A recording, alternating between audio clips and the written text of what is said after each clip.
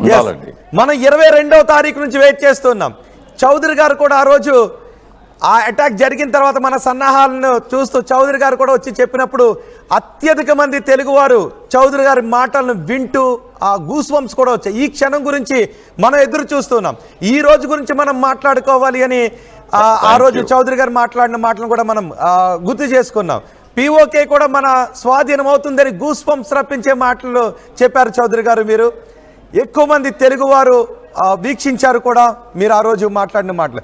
So అది చాలా త్వరగానే వచ్చింది. చాలామంది అనుకున్నారు 10 రోజులు అయిపోయింది, వారం రోజులు అయిపోయింది, 15 రోజులు అయిపోయింది అంటూ ఇంకా ఎక్కడని.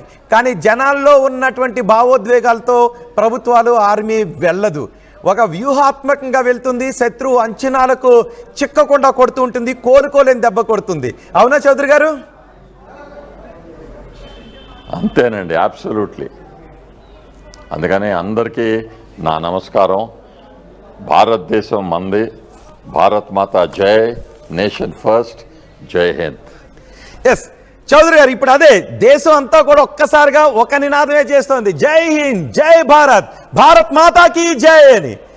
చౌదరి గారు, ఇప్పుడు మనం నెక్స్ట్ చేయబోయేది ఏంటి అని కూడా నిజంగా ఈ దాడితో ఎవరైతే మనం పహల్గామ్ దాడి బాధితులు ఉన్నారో వాళ్ళకి న్యాయం చేసినట్టే కదా?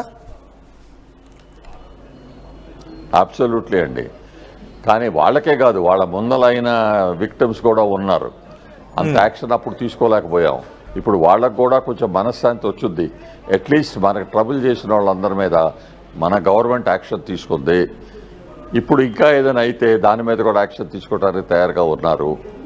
డెఫినెట్లీ ఆ టెర్రరిస్టు, ఆ గవర్నమెంట్, ఐఎస్ఐ ఇండియాలో ట్రబుల్ క్రియేట్ చేయడానికి ప్రయత్నం చేస్తారు. అది మనం వాచ్అవుట్లో ఉండాలి. అది కాకుండా ఉండటానికి ఎక్కడైతే మనకి డౌట్ ఉందో, పాత రోజుల్లో చెప్పేవారు కదండి, ఆ బ్యాగ్ ఎక్కడైనా సూట్ కేసో, బ్యాగో, సైకిలో, టిఫినో ఎక్కడో పడేసి ఉంటే అది పోలీసు వాళ్ళకి చెప్పేవాళ్ళం, ఏదో బాంబు ఉండొచ్చు దాంట్లో అని. అట్లా కొంచెం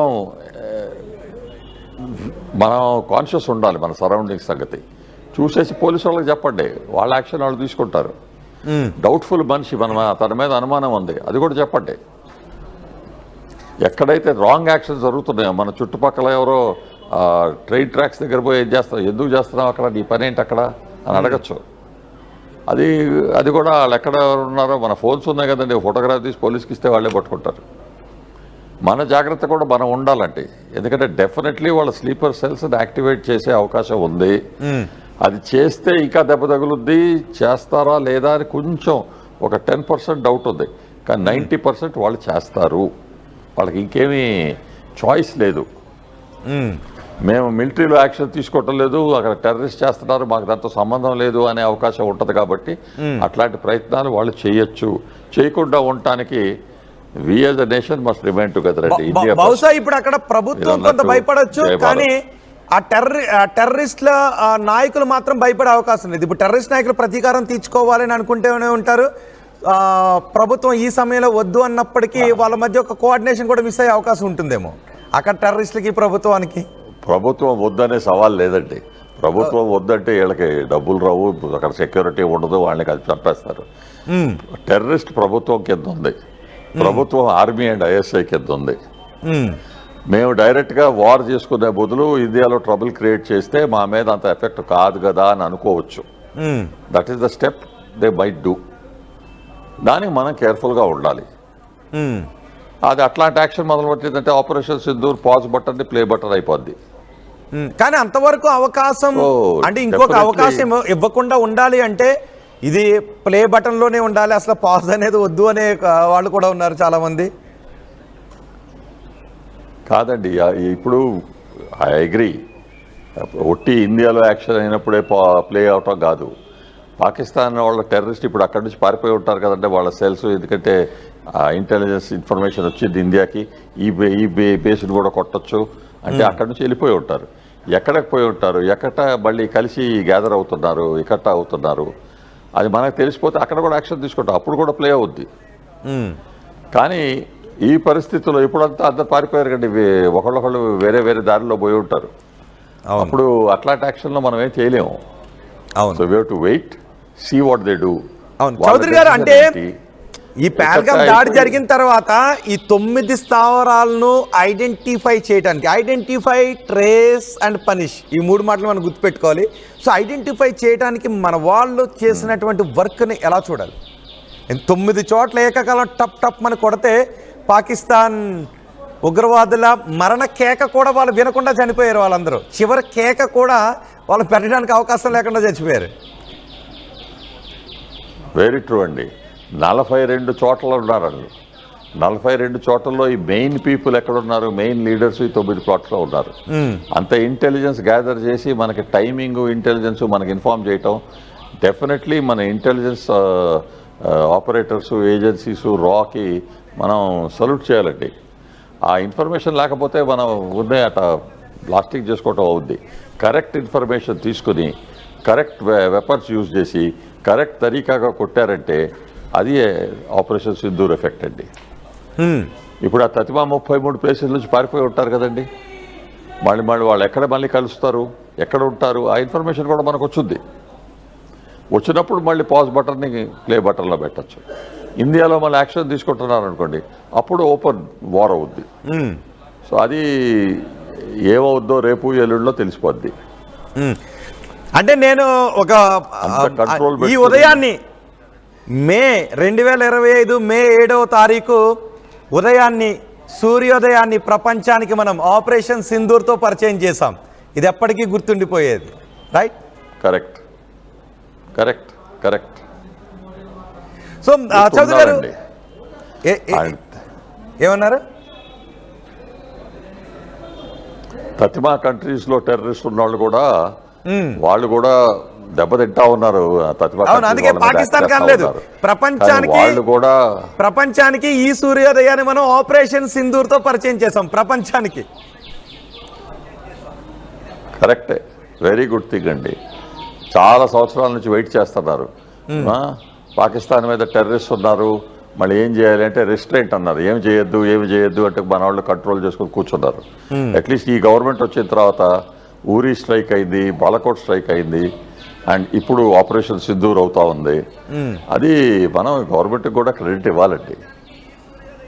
ఆర్మీకి ఫ్రీడమ్ ఇచ్చి దానికి ప్రైవేట్ సెక్టర్లో వెపన్స్ డెవలప్మెంట్ చేసి ఆర్మీని తయారు చేసుకుని, ఓకే నౌ గో అహెడ్, మీది ఆపరేషన్ మీది, మాకేమి రిజల్ట్ కావాలో చెప్తున్నాం, అది ఎట్లా చేసుకుంటారో ఆర్మీ నేవీ ఎయిర్ ఫోర్స్ చేయాలి.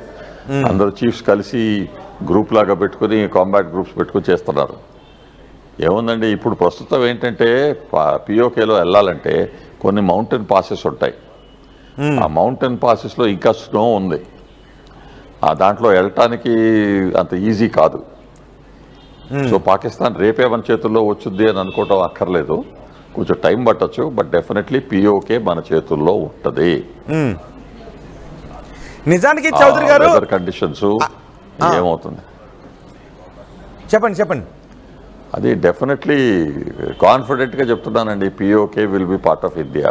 It is part of India. వాళ్ళ చేతుల్లో ఉంది. ఇప్పుడు వాళ్ళ చేతుల నుంచి మన చేతుల్లోకి వచ్చేస్తాయి.